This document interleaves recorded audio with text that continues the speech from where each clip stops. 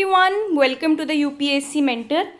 आज हम आ चुके हैं कॉम्प्रिहेंशन के पार्ट 2 के ऊपर। जैसे कि मैंने आपको बताया था कि हम डेली बेसिस पर 1 से 2 कॉम्प्रिहेंशन सॉल्व करेंगे। इससे क्या होगा, आप अपने डेली के बस 5 से 10 मिनट देकर कॉम्प्रिहेंशन सेक्शन में बहुत स्ट्रांग होल्ड अपना ले सकते हैं। कॉम्प्रिहेंशन सेक्शन से जो है आप ईजिली जाके पेपर में +50 मार्क्स स्कोर कर सकते हैं, जहाँ पे CSAT में कट ऑफ 66 तक जाता है।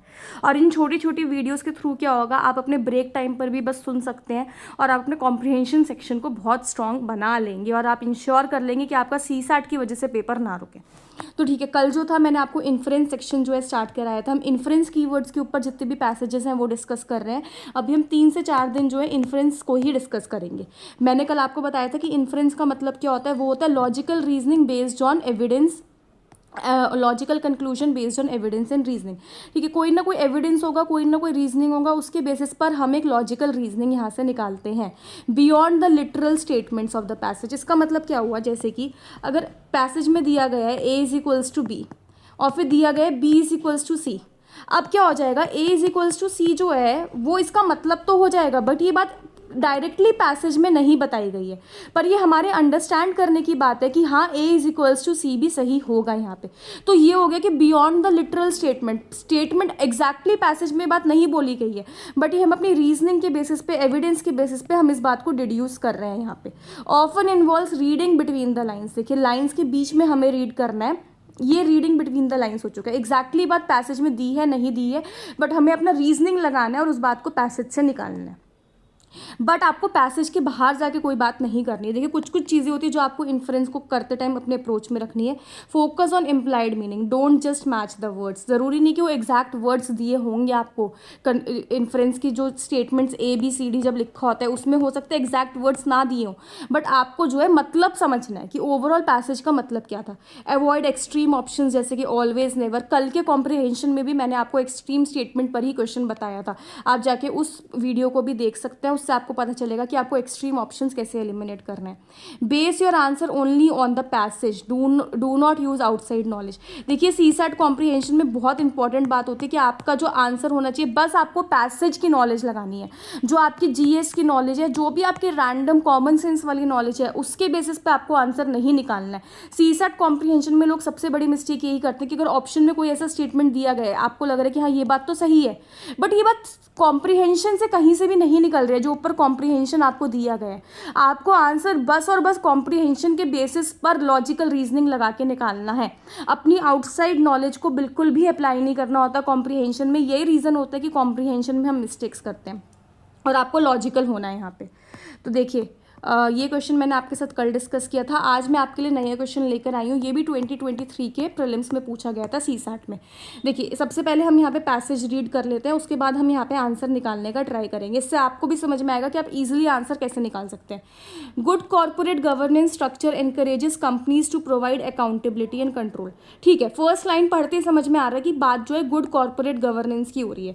गुड कॉर्पोरेट गवर्नेंस होगा तो कंपनीज यहाँ पे अकाउंटेबिलिटी प्रोवाइड करा पाएंगी। A fundamental reason why corporate governance has moved into the economic and political agenda worldwide has been the rapid growth in the international capital market। ठीक है, international capital market में growth हो रही है, इसलिए corporate governance भी जो है अब इंक्रीज हो रहा है।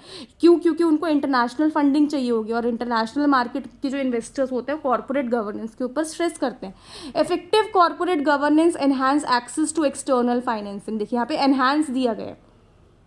आप इन कीवर्ड्स के ऊपर फोकस करिए। पैसेज में एक्सट्रीम वर्ड्स नहीं लिखे जा रहे। एनहांस का मतलब वो चीज़ इंक्रीज करेगी। ये नहीं बोला कि सबसे इंपॉर्टेंट बात है। अगर अच्छा कॉर्पोरेट गवर्नेंस होगा तो ठीक है, एक्सटर्नल फाइनेंसिंग भी मिल जाएगी, इन्वेस्टर्स आके पैसे दे देंगे, leading to greater investment, higher growth and employment. Investors look to place their funds where the standards of disclosure of timely and accurate financial reporting and of equal treatment to all stakeholders are met. ठीक है, investors वहीं पर अपना पैसा डालना चाहते हैं जहाँ पे टाइमली जो है डिस्क्लोजर्स हो रहे हैं, यहाँ पे फाइनेंशियल रिपोर्टिंग अच्छे से हो रही है। बेसिकली कॉर्पोरेट गवर्नेंस जो है यहाँ पे अच्छा है। इन्वेस्टर्स भी जो है अपना पैसा यहीं पे डालना चाहते हैं। तो ठीक है, अब हम पैसेज पढ़ते हैं। यहाँ पे लॉजिकल इन्फरेंस पूछा गया है। आप सबसे पहले कीवर्ड के ऊपर ध्यान रखिए। अगर कीवर्ड में एजम्पशन होता या कीवर्ड में यहाँ पे इम्प्लीकेशन होता तो आंसर बदल जाता है। अब हमें इन्फ्रेंस के बेसिस पे निकालना है, मतलब लॉजिकली इस पैसेज का पूरे का मतलब क्या निकल रहा है। It is an important agenda of the countries around the world to ensure access to good external financing. देखिए कहीं पे भी पूरे पैसेज में बात की गई है कि कंट्रीज़ का एजेंडा क्या है।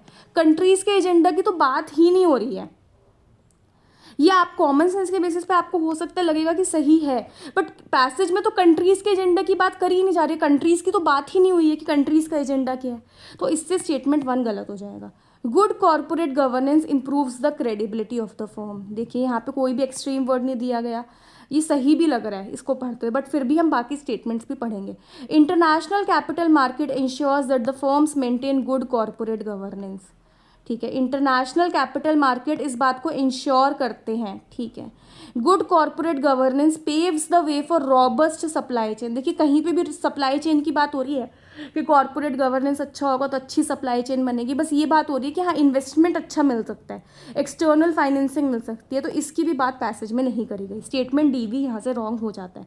अब आता है स्टेटमेंट बी और सी। देखिए एक बारी को हमें देख के लग सकता है कि स्टेटमेंट सी भी सही है, क्योंकि इंटरनेशनल कैपिटल मार्केट की बात यहाँ पे करी गई है, but international capital market ensures that the firms maintain good corporate governance. इसकी तो कहीं पे बात ही नहीं करी गई है। एक्सट्रीम वर्ड आ गया कि इंश्योर करते हैं, कि इंटरनेशनल कैपिटल मार्केट इस बात को इंश्योर करेंगे कि फर्म्स जो है गुड कॉर्पोरेट गवर्नेंस मेंटेन करें।